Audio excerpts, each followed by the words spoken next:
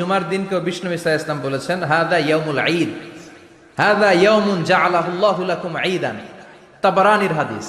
বিষ্ণু বলেছেন এটা এমন দিন যে দিনটাকে আল্লাহ তাআলা তোমাদের জন্য ঈদের দিন হিসেবে ঘোষণা দিয়েছেন। পড়েন আলহামদুলিল্লাহ। আল্লাহ তাআলার একটা বৈশিষ্ট্য হচ্ছে সুন্নাতুল্লাহি ফিত তাফদিল।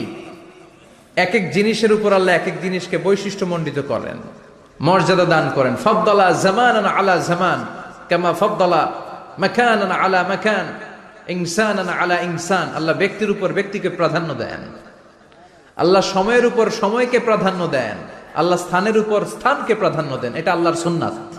এটা আল্লাহর কি সুন্নাতুল্লাহি ফিত তাফদিল।